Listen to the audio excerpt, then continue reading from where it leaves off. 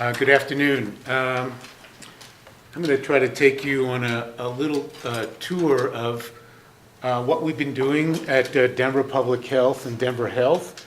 Some of the adventures and misadventures will be illuminated during this talk. And there are many people that I want to thank. I have a great team working on this. Some of them are in the room. I won't call them out specifically now, but there's a slide at the end that does call them out.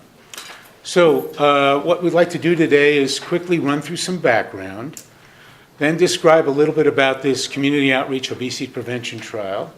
That's part of the CRISP grant that Ali leads. Then kind of take a little detour and show how that relates to work of the Colorado Health Observation Regional Data Service called CHORDS. And then a little bit of lessons learned, and maybe have some time for discussion. So what's the problem? The problem is that we're one of these states that's still in purple on this slide.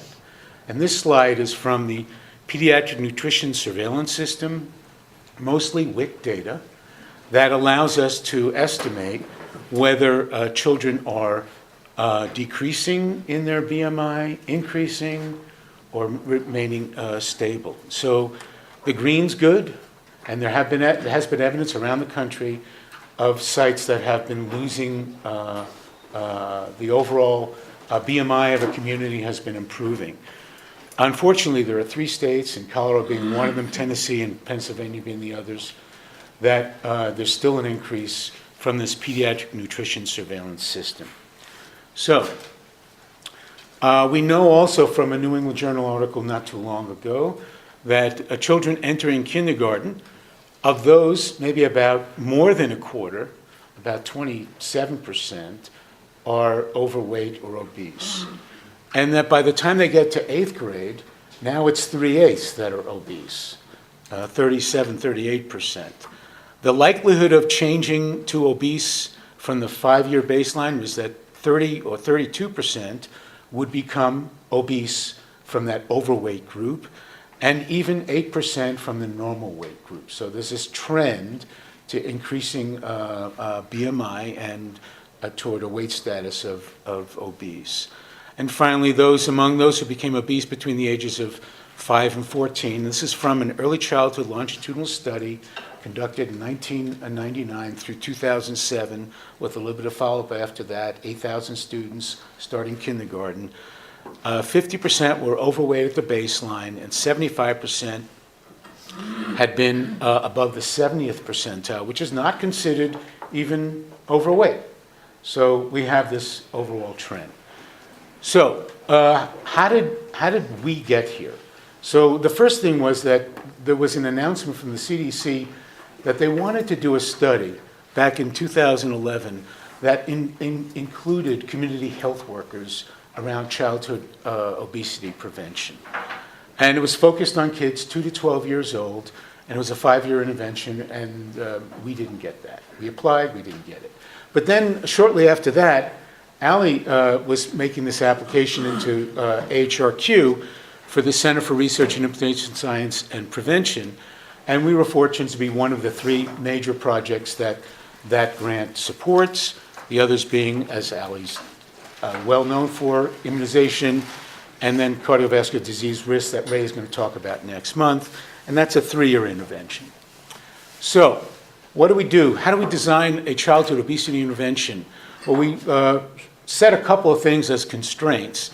We weren't interested in using drugs. We wanted to include community health workers or patient navigators, and we wanted to be this pragmatic trial. But it was more community-based than pragmatic clinical trial. And we did a look into the literature. There's a systematic review, Whitlock and all, in pediatrics. There's a subsequent one after that. And they looked back and they saw that if you look over all the literature, there's evidence in the 4 to 18-year-old children who were subjects to these studies that comprehensive behavioral interventions of medium, meaning greater than 25 hours, to high intensity, less than 75 hours, were the most effective. And that you could see decrease in the BMI favoring intervention groups at a 12-month follow-up, There was limited evidence suggesting that anything more than a 12-month follow-up was necessary, and there were few harms, if any, from these behavioral interventions. So we set out and set these specific aims as our work, and I'm going to try to describe each of these as we go on through this talk. So the first thing was we're going to try to have an effect with the patient navigators on decreasing the BMI Z-score. The second thing was that we were going to try to have an effect on physical activity and eating behaviors as measured by what we'll call the 5210 measures. That's 5 fruits and vegetables, less than 2 hours of screen time, 1 hour of exercise, and 0 sweetened drinks in a day. Typical measures that many have been using. We wanted to use technologies. We had suggested using text messaging and what we call the patient relationship manager. It's a tool that allows us to reach out to patients outside of the electronic health record, something that we're using at Denver Health. We wanted to leverage that and see if that was an aid to the patient navigators. And lastly, we wanted to implement an obesity registry and some of that functionality and see how that would apply. So those are the 4 areas that I'm going to quickly kind of run through with you to show you where we are. This is a study that's still ongoing, and we're just giving you a glimpse of what we've learned. So before I get to that, though, I just want to be sure, since not everybody may be in the BMI world or BMI literature world, just to give you some terms. Body mass index is the measure of weight adjusted for height, and that's BMI equals the weight in kilograms divided by the square of the height in meters. A BMI percentile is a measure that adjusts and compares similar age and gender children using some CDC charts. And then I put down in this little box beneath here, underweight is less than the 5th percentile, above 5 and below 85th is a healthy weight, overweight is 85th to the 95th percentile, and then obese is above the 95th. And then BMI Z-score, the thing that I'm going to speak most about is focused on that.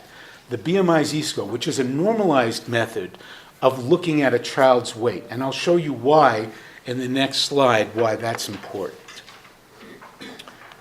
So in this slide, this is a standard BMI growth chart for a boy 2 to 20 years old.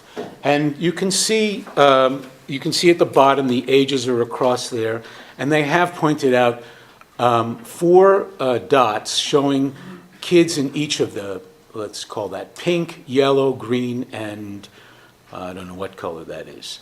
But there are 4 colors on there, and you can see dots there indicate a child being in the obese category at 10 years old, in the overweight category, in the normal weight, and then underweight categories. So that's interesting. So you can figure out how they relate there. But the more important thing to me and to this talk is this line that I superimposed on top of it at about 18, a BMI of 18. A BMI of 18 at about 4 or 5 years of age is overweight. A BMI of 18 at 10 years of age is normal weight. And a BMI of 18 about 20 years of age is underweight. So that's why we need to normalize these, because a BMI doesn't really help you, and the percentile doesn't really help you when you're trying to look at things over time in these groups. So we'll use the BMI Z-score for almost every measure from here forward. Now, one other concept that's important to realize, and one that we learned relatively the hard way. On the last slide, you could see that curve goes down around 3 to 6, and it's expanded here. And there's a point called the adiposity rebound, this article from Pediatrics several years ago, which points to this adiposity rebound is the lowest point when a child who's growing is going to have the least amount of adiposity, and then they'll begin to gain again. And that has major implications for the study that we designed. So we'll talk more about that later. So in this model, this conceptual model, where we try to use patient navigators, the PN in the circle there is a patient navigator. And the idea is that there's an environment where the family lives on the left-hand side. There's the medical system on the right-hand side. The family interacts between those two, and hopefully the patient navigator is going to help them make better use of their environment and the medical system, or communicate back to the medical system. And ultimately, it would lead to better self-management and improved health outcomes. So this is a chronic care model, just adapted to obesity. The design was a step wedge design, which started out with, we took all the kids who were 2 to 6 years old, seen at Denver Health, and there were about 65,000 of those pulled back in March of 2012. You look for all the kids who had a BMI greater than 85%, and that turned out to be about 17,000, so 25% or so. And they had to be in care for more than 12 months, had at least 2 visits. That got us down to a little over 2,000. We randomly assigned those, gave them an order. We started a phone recruitment and consent process. As I said, it was a step wedge design, so you kind of recruit them, you take care of some of them, you've recruited all of them hopefully at the beginning, although that didn't quite happen, and then you can slowly enroll them in the study, because we just had so many patient navigators, we couldn't run them all through from the beginning and get it done very nicely in a 6-month interval. So, the patient navigators were going to be visiting homes and trying to implement a curriculum. The curriculum that we selected was one that was based on a successful randomized controlled trial with 10 telephone-based interventions that was conducted with KP members in the 8 to 12-year-old age range. That method was then adapted to a UCD study. Matt Hamer's in the audience here, a community center-based intervention, 3 to 16-year-olds, 12 2-hour sessions conducted by community health workers at community centers. We try to adapt that to now take that knowledge, that sort of curriculum that had been worked on for those 2 studies, and adapt it for a home-based intervention that patient navigators would do at home in a younger age group, this 3 to 6-year-old group, for 16 sessions, trying to achieve about 25 hours, and that was all mediated through the patient navigators. And I don't expect you to read all this, just to give you a glimpse. If anybody's really interested, you can contact me, but it's basically, just look down the left-hand side. Don't try to focus on all the learning objectives, the details there, but it's about the patient navigating out there and building rapport, some baseline measurements, explaining what 5210 means and what tracking behaviors would happen, focusing on nutrition, on physical activity, about parental style, about judging home health, being focused on choices, taking the family or the parents to grocery store to do some shopping, doing some cooking demonstrations in the house, identifying some barriers, creating a healthy home, family support, nutrition again, physical activity again, family support, and then finally closing out the session. So, not to get into any detail here, but it was focused again on giving them knowledge and helping them to try to apply that knowledge in a way that would be effective. So, what did we do? Well, we continued to do this, so I call this preliminary results. But the first number up there is astonishing to me, that it took 5,000 calls to get 200 people enrolled. Now, that may not be so astonishing, but to me, that's a lot of investment of time. We have a wonderful recruiter who's very good at this work, but it took an immense amount of effort to get them enrolled in the project or recruited. We've had a small number complete the project. We've had even a slightly larger number who did not complete the project. They opted out. They finally declined when approached by the patient navigator. We're trying to recruit some of them back in even now. And then many had to be terminated because they just weren't there when they said they were going to be there. There were many visits to the homes where it was just not helpful to have them continue on the ranks. We have several that are waiting. We have 26 or so, about 13% that are active. We have several that are waiting. So the volume of effort to get people enrolled and to maintain is difficult. So that's one lesson we'll come back to later. This is a chart. This is not the true study design. I described to you a step wedge design, but we are doing a natural experiment in this slide here. I'm just giving you data from this, what we're observing from the natural experiment. So we had, at the beginning, we had about 2,000 people who were randomized as over a BMI of 85 percentile.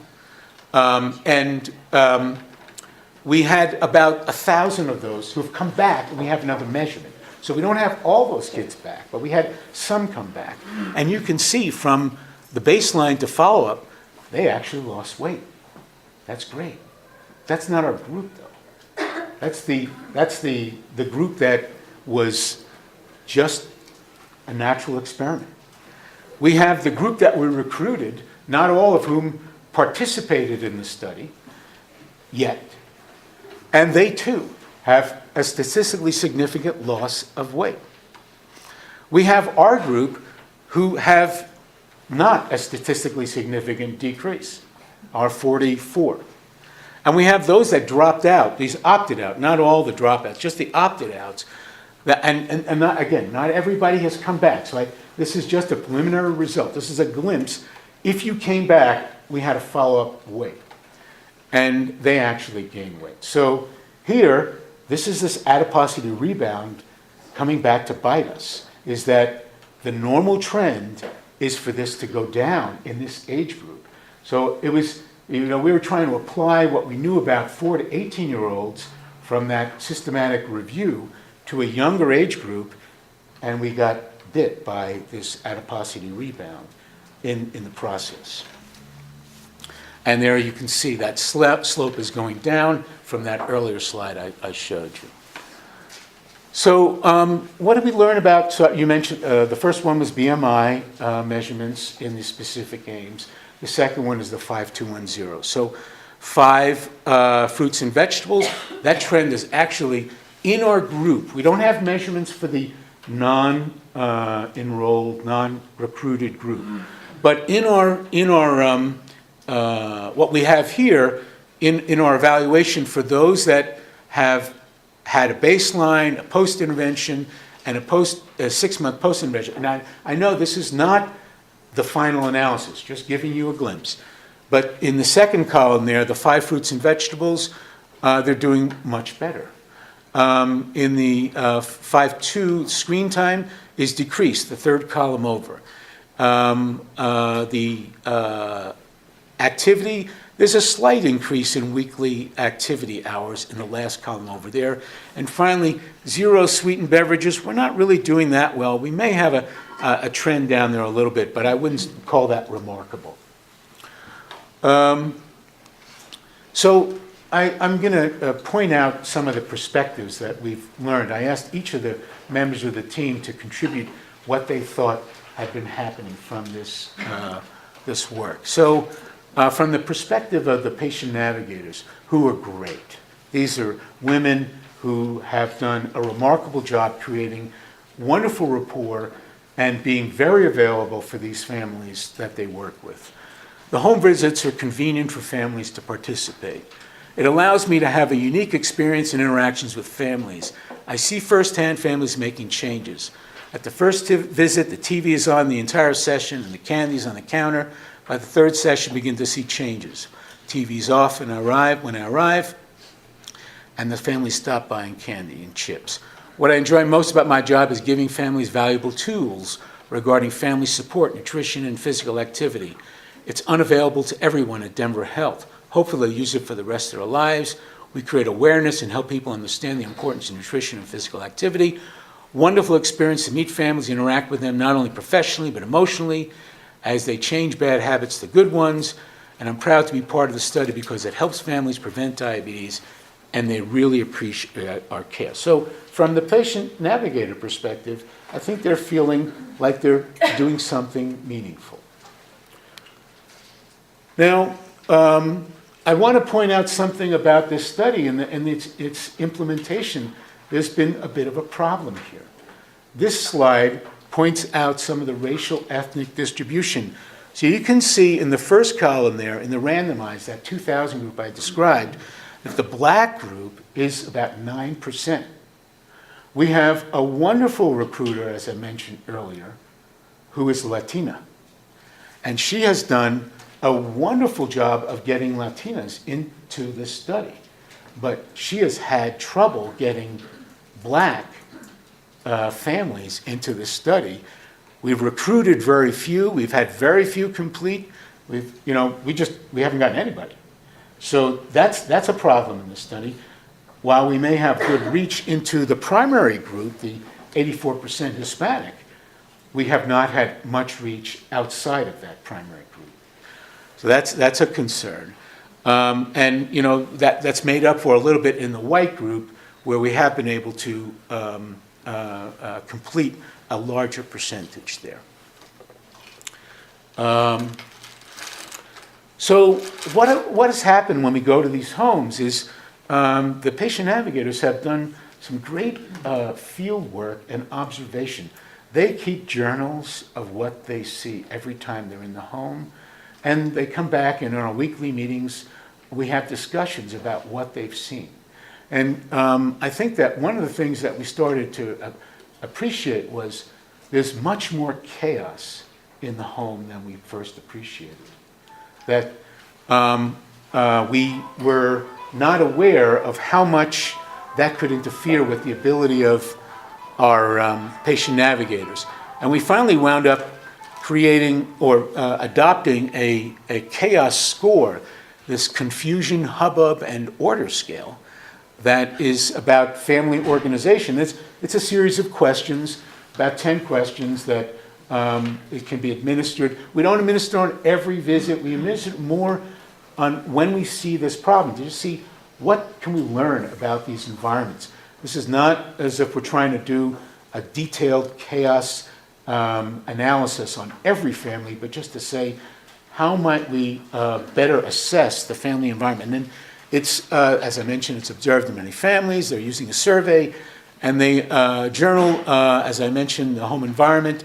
Here's an example of family dynamics where a family member who challenged the program goals and interferes with the child's diet.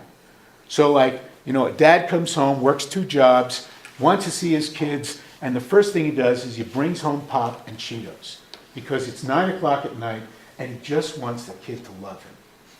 Now, I don't think that that's a bad thing to want your kid to love you, but it might not be the best thing for this study or for that family's ultimate health.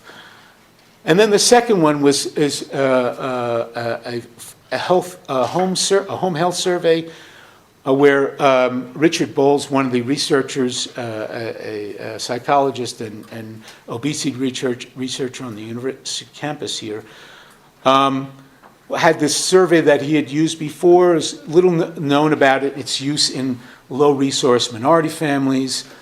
Most of the studies previously have been descriptive.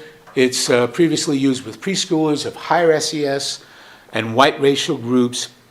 This was a novel opportunity to do a before and after intervention comparison among a unique demographic, and the preliminary data suggests minimally changed environments. So we've got results for, I think, 50 right now. I think we want to publish after about 60. The interventions were aimed at improving the physical environment that may require more intensity in the home than what we've been able to actually achieve so far. And there may be some need to reassess the tool and tailor it more to low-income and minority families. So I'll move to the third of the 4 specific aims. This is one that is around technology, something that I care about. Melissa McClung's in the audience. She's been leading the charge on this. And we said at the beginning that we were going to do text messaging. It turned out that there isn't really, or it was not at that time, really a good text messaging program for kids at this age available. I think Hearst has done a little bit better with some of this stuff. They certainly have a set of text messages for adults that we're using at Denver Health, but there really wasn't something targeted to this age group. So that actually fell off of our radar at this point. But we did continue with what I mentioned before, this tool, this patient relationship manager. So here's an interesting question. The world is moving forward with EHRs. You know, we've got all this meaningful use money going into EHR adoption. Where would a person like a patient navigator or a community health worker chart in an EHR? Where does that fit? How would an organization decide or not decide to include that information in the chart? And how would that get incorporated? Well, there's not an easy answer to this. It hasn't been worked out. But we had this tool that was being used by outreach workers for a diabetes collaborative work that we're doing. So we just decided we would adopt that for this study as well. And it's available to the patient navigators via an iPad mobile application. It allows timely collection of information about families, their learning goals and objectives. Provides automated feedback to care providers about families' progress and goals, and improves communication among the team members. So here again, asking for perspectives on the technology as far as we've gotten so far, that the patient navigators use PRM to schedule, manage, and document their family interactions, and they enter the study-related data. It provides our grant members real-time access to study patient status and the data, and it facilitates report generation. So it's an important tool for us to be able to track on what's going on as we do this intervention out in the field. You can use the iPad to supplement study curricula with interactive nutrition and fitness apps. So it's a nice little tool for them to walk in and have a multimedia engagement with the kids and the family. One of the bits of technology that I'll show you a little later on is that we're not necessarily with PRM here, but that we're in the early developmental stages for patient-specific resource maps of healthy resources. Walking loops, bike paths, playgrounds, parks, recreation centers, farmers markets, and community gardens to promote healthy eating and active living. And I'll show you some of those. We're piloting those with several families right now for a qualitative assessment. And we are considering, is this maybe something that we could do as a web-based intervention and application down the road. So we're on to the fourth of the specific aims. We've covered BMI, we've covered 5210, and I've covered with you some technology now onto registries. So the interesting facts, the context here is that the Preventive Services Task Force has made the recommendation that children aged 6 years and older should be screened for obesity. So that means you have to measure a height and weight and measure the BMI. And then you should offer or refer them to comprehensive, intensive behavioral interventions to promote improvement in weight status. So if you took all the kids at Denver Health who should be in that care, that would probably take up all of Matt's clinic that he runs over at Children's Hospital, and we wouldn't have any space for anybody else but Denver Health. And I don't even know if he could accommodate all of those kids. So it's not possible, and there's a whole other world that are referred into Children's Hospital. So this is not necessarily, even though it's a second bullet, it's not necessarily feasible. We don't have the resources. We don't have the financial resources to support that from Denver Health. We probably don't have the clinic resources to reach as far as we might need to achieve that second bullet. And then the second bit of context is I mentioned earlier about meaningful use incentives, and there's this recording of height and weight. There's this opportunity to begin to look at more broadly the status of communities. So let's take a look at our community. Our community, I'll just throw this line up there. Our community, as you saw earlier, is highly Hispanic. Now, this is looking back over a 7 or 8 year period.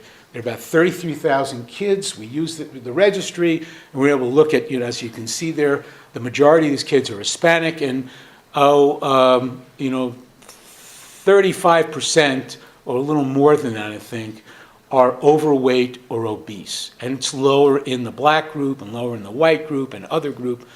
But overall, we have a pretty high prevalence of obesity and overweight. Not necessarily uncommon, but maybe a little more pronounced in this safety net population.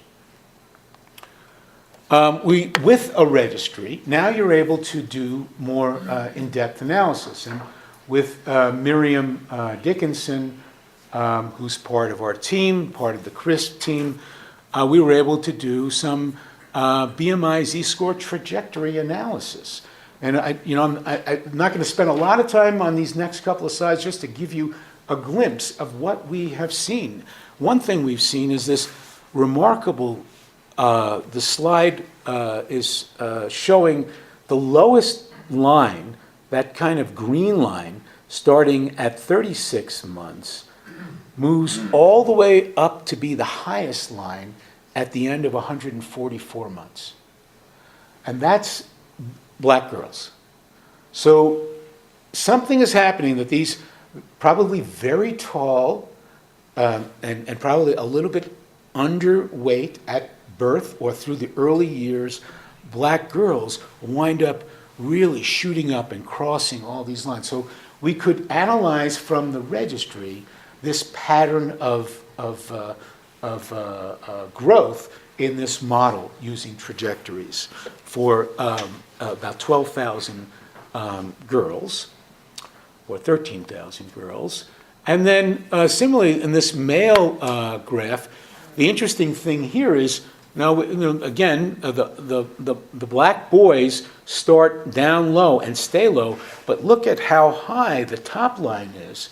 The blue line is for Hispanic boys.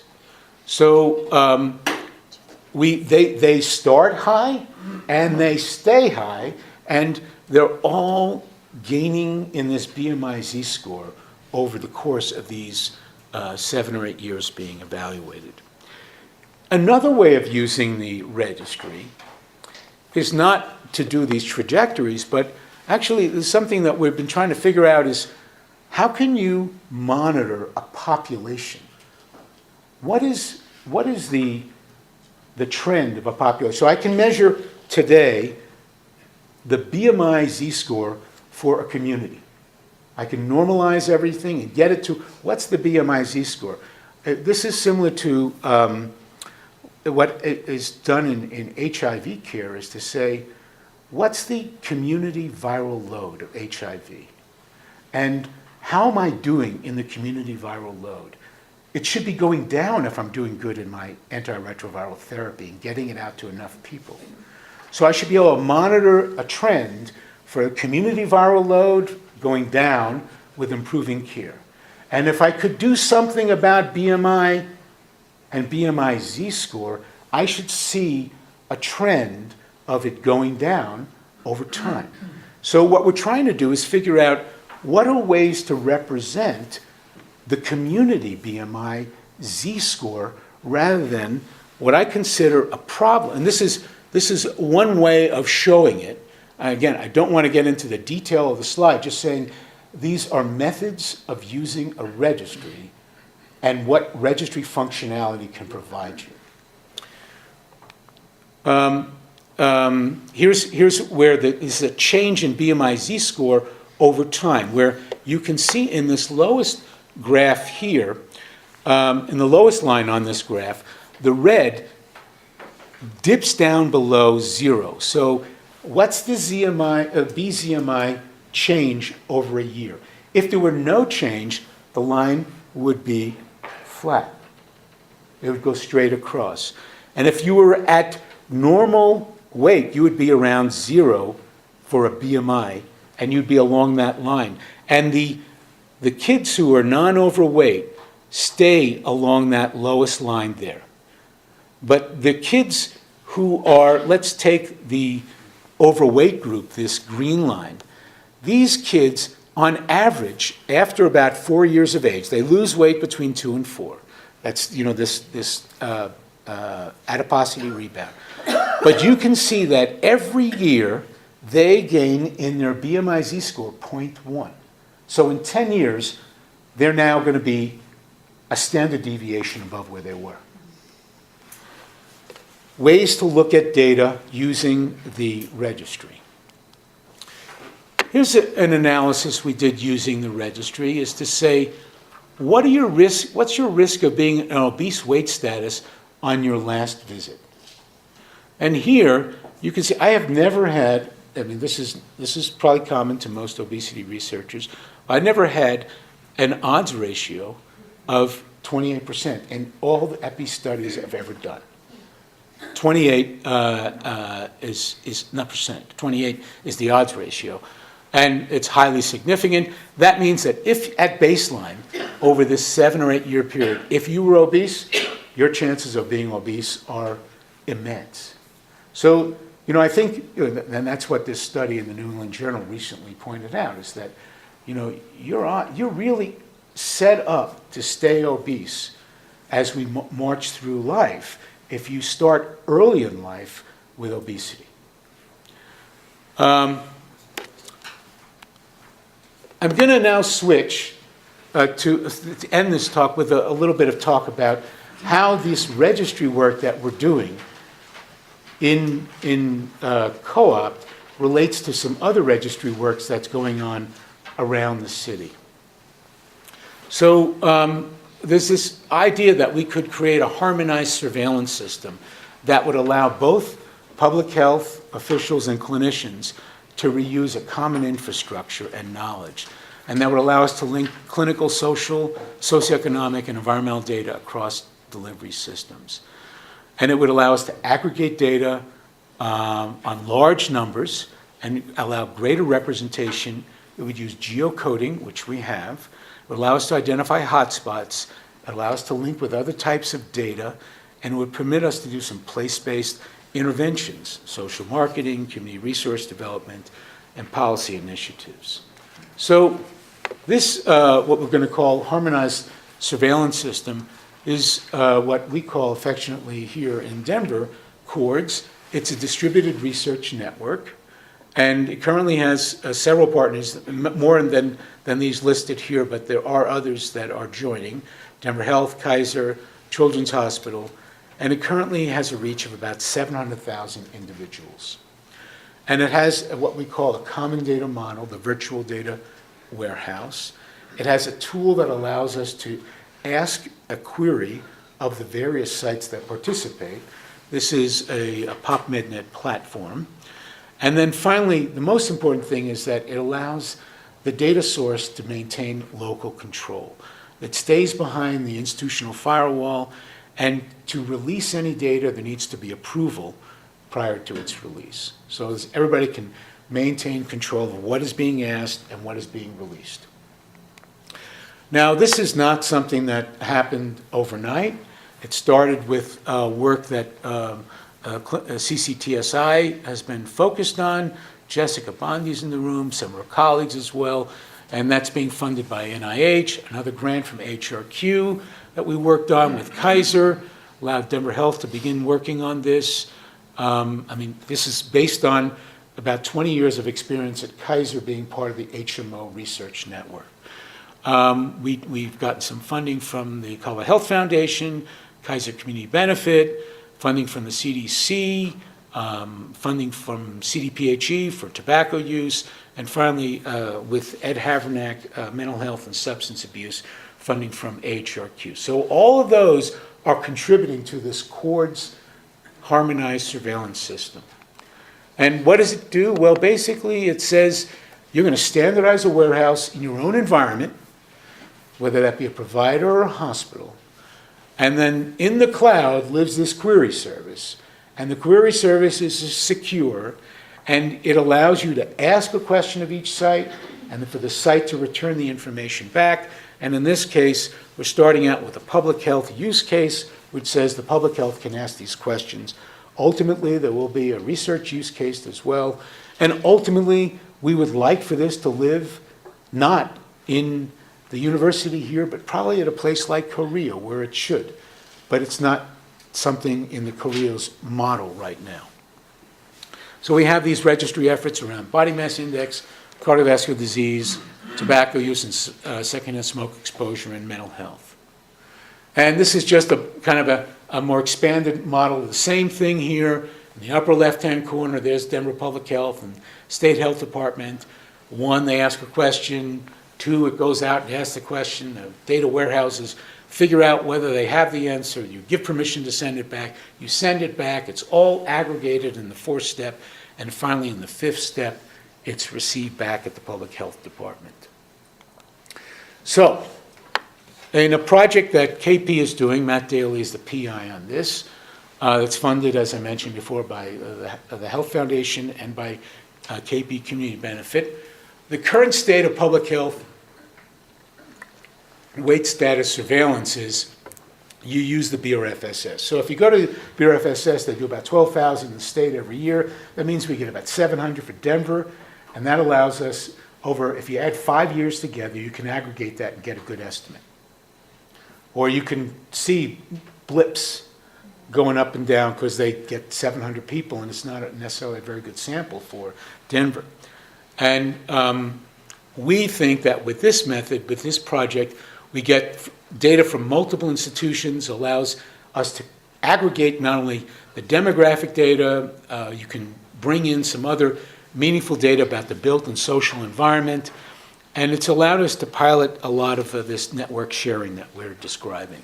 So, here's, I think, the number that I'm most pleased about, and I'll go ahead and throw this number up there too, is that, as I mentioned before, we have over 700,000 BMI measurements. That doesn't mean it's unduplicated, it doesn't mean all the data are clear and clean, but it's a start. It's much better than 700 for the county, because it now allows us to say, where are the people who have this problem, and what are the resources in that community? So, as you can see here, this is not all about Denver. There are many other sites and counties that are being taken care of here, but I'm just focusing on Denver for this moment. And so we have about 31% of all the people in Denver represented, about 26% of adults, and more than 50% of all kids. And so this is a map, and this map now allows you to see what percent penetration, what percent of all the kids are covered in this aggregation of data for those 3 institutions in Denver. And you can see this is what we call the inverted L. This is an area that Denver Health takes care of a lot of the people in. So we have a large penetration in that area. That's where the clinics are. But it's also the area of lower SES. We put our clinics in the lower SES areas, and high minority populations. So you can see that on the west side of town and the north side of town, we have good penetration. We don't really have, this area in the southeast section is really a lot of new stuff contributed from Kaiser as they contribute their data. But I want to point out that the percent valid child, meaning the percent of kids who are covered by these entries as a BMI, we have a number down there, 192%. So there's work to do. It's not to say that it's all figured out, but it's a start. We have more data put together than we had before, and we're able to start looking at this and saying, okay, how would you resolve what are the reasons? Well, a neighborhood could have grown, like Stapleton and Lowry could have grown since the last census. Or we have duplicates because some kids go to Children's, Kaiser, and Denver Health at some point. So those are some things we need to work on. Here's adults, similar sort of graph. Here's now the percent obesity, and red is bad and blue is good. And you can see that there are some real hot spots of obesity based on this analysis.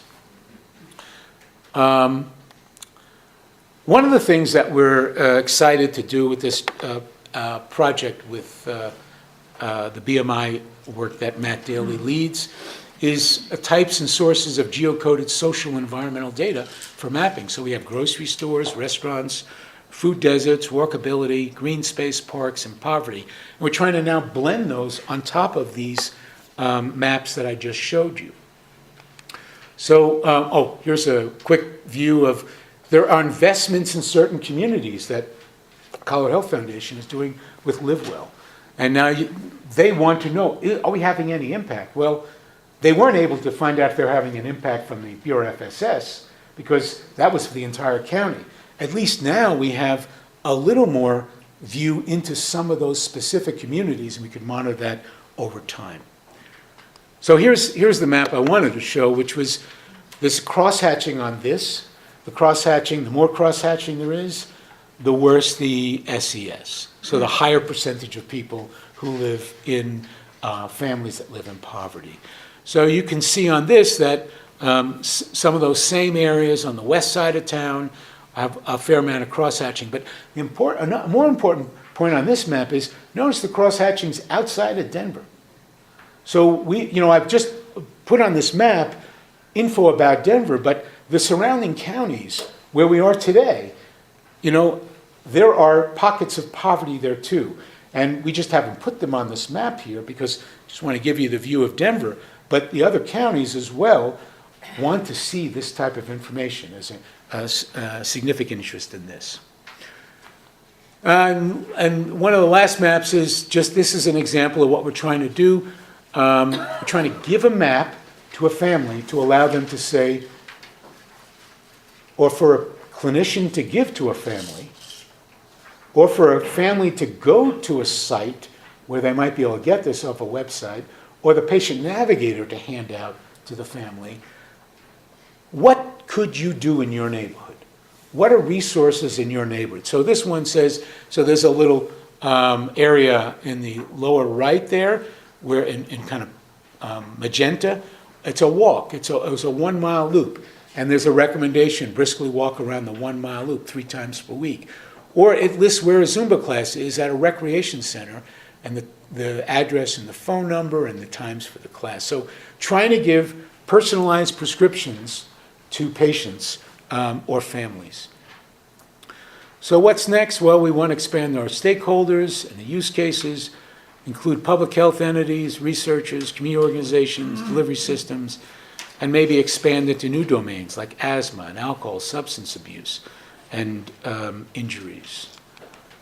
And what are we trying to do? Well, we're trying to create this condition-agnostic distributed research and surveillance network, based a lot on some of the work that we did in developing a registry for the co-op study, and to analyze barriers and assets, and allow us to use geocoding more effectively, and then to allow us to share that information with community organizations and do targeted outreach, and then hopefully to reduce disparities. So, just some conclusions. One of the things is, as I mentioned several times, this early childhood obesity intervention is highly desirable. You start obese, you're going to end up obese. But studying this at this age is difficult. Studying an intervention at this age is difficult because of this adiposity rebound and the downward sloping graph. Recruitment and sustaining family engagement has been operationally challenging. There's a high call to recruit ratio, poor retention, poor completion and adherence to protocol. Integration of the home-based experience and outcomes with clinical care has been technically challenging. There are a lot of clinicians who would love to send their patients to our study. But this is a pragmatic trial, and you can't just let people get in who want to be in. And that's an issue for us to discuss, is, how can we make this happen if it's available? How can we make it happen to more people, not in this constrained, pragmatic control trial way, if it's effective? And I'll give you a provider leadership perspective. This is Simon Hambage's. The tight interaction between public health, community health, and academia was key for success.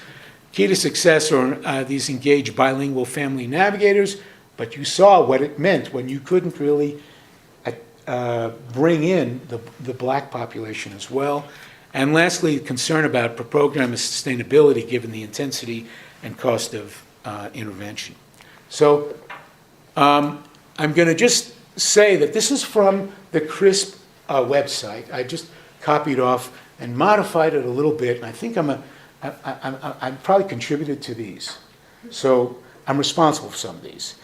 But I think one of the points I want to focus on the last couple there is about partnerships to share knowledge and expertise.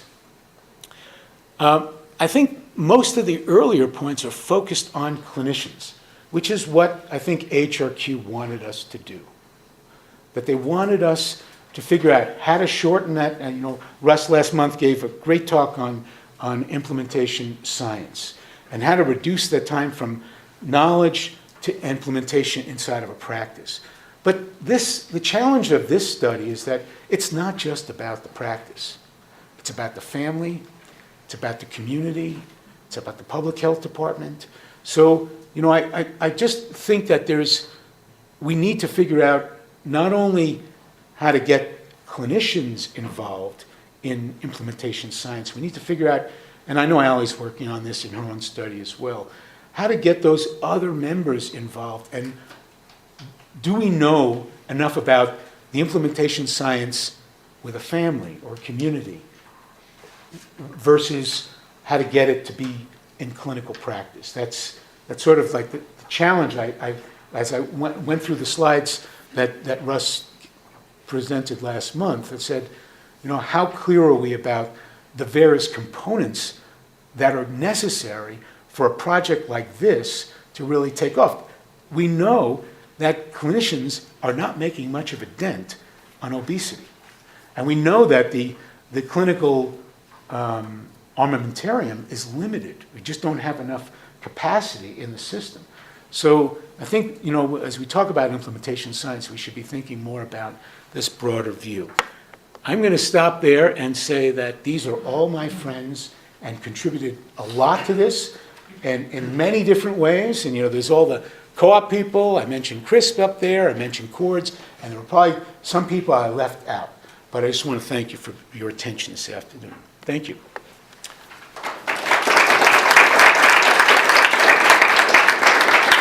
So I guess we have a few minutes for questions. And I can understand people have to run. Yes, Stan. Very nice as usual. I filled out my evaluation before you started. Just on expectations, but nice work. As you know, we see the same parallels in terms of hotspots with asthma. And I think we've gone along the same steps you have in terms of learning about the community. And one of the things what would get when you show those boxes, it's I-25 and I-70 as well. And in asthma, we worry about the environment. But what are you worried about in terms of the obesity factor, in terms of a potential driving force? Is it health behaviors? So I think it's a combination of behaviors, of, if you talk about the I-25, I-70 corridors, you live up in Globeville, Elyria, Swansea. There's not really much area to walk around there. The walkability is terrible. It's industrial. And I think that, being economically challenged means that you make choices that aren't necessarily always the healthy choice. So you think it's the dietary choices? I think it's a combination of all that. And when the patient navigators go into the home, we know that, there's candy, there's chips, there's pop, and those are choices that they made prior to the patient navigator even visiting. And the trend is positive. But does this have enough reach? Can we, effectively move this out to a larger population? I don't know that I have the answer. I know that the problems are poor nutritional choices, poor physical activity, and parental style. That you sometimes use food as a motivator rather than, using it in some other way. Yes, Helen? Given the amount of resources that the home-based model took, and, you know, how few people you were able to do. Do you think that's a viable thing to keep doing, or do you, what do you think So should be modified? Matt's study continues in the community health center or community centers. And I don't know that this is a viable model down the road. You know, but if first of all, the most distressing thing to me is that the natural history is just going faster than we were able to achieve in our own group here. But, you know, if we were to have that sort of result versus a natural history that was different, then we would say, well, is this a worthwhile investment? Because you're not going to see the effect for years. You know, this is like most public health interventions. You don't know that the real impact until 20 years down the road when you have that many fewer people who are obese, diabetic, cardiovascular disease, etc. I don't think at this moment that I would recommend putting your money on this. That's right. Russ. Just on the calls, I was struck by how many thousands of calls you did. So just a little bit to probe that. Were those completed calls or were those attempted calls? A lot of them were attempted. I mean, I didn't break them all out. Yeah, Yeah. but I'm just wondering if it was just getting people and then just qualitatively what the sense was. Did you get useful things about why they chose not to participate? You know, I don't know how much detail we have about why not. Lourdes, do you know? Yeah, I see some notes from Sylvia. This is like notes. Some of the things that I see is that family says it takes too much time and don't have the time to devote. And another thing that I see is that it's very hard to get people into their house. It's a privilege to allow someone to get into your house. And this is one another of the reasons. And families work, and so there's a lot of constraint to commit to 16 sessions. Matt. So, Art, I just wanted to offer a little bit different interpretation of your, the slide that you showed that had the differences between the baseline and follow-up of the randomized versus the enrolled group. I don't know if you can pull that up. Sure. But it's an important point that the difference between, the weight status difference between the randomized group that improved and the enrolled completed group is really significant. It's the difference between a kid who's just barely at the 95th percentile, that describes the average kid who was randomized, because it didn't include kids going down from the 85th percentile up. So the kids in the randomized group, they were not severely obese. The kids in the enrolled completed group, they're on average are probably about the 98th percentile, so they're very near the severe obese range. If you looked at that on a child, it's about the difference of about 5 pounds in a typical 5-year-old boy. Visually, they're different kids. It's a mildly overweight kid versus a almost severely obese kid. And so my suspicion is that we're seeing a more difficult to treat group had some awareness and insight to enroll in this study, but was more difficult to treat because their child was more severely obese than those in the total randomized and recruited group. That they were less severe and less recalcitrant in their behaviors, and they improved. That's just kind of based on my reflection of treating these kids. Thanks for the optimistic view. Yes, Kevin. I have a question. When you gain access to the home environment, I'm wondering what other factors you might have been gathering on there. I know the recent RWJF chat we were talking about those social factors that come in, and Matt addressed a lot of these with this, the counseling techniques, not trying to recruit families for whom this is not an important issue, or once you get into the house, you realize that there's 9 family members in there, and adepts and such. And whether you gather, it seems like a good opportunity to be able to try and gather some of that information, which I don't think we have a real handle on. So as I mentioned, the patient navigators keep very complete journals, and we hope to do some qualitative analysis of the journals and put out some descriptive study of that. Yes. You know, Artie, as I'm thinking more about it, I'm a strong believer in community-based, population-based approaches, because I think if we're just too medical, I mean, although, a lot of younger kids are interacting with the medical care system, you want to get them where you can consistently get them.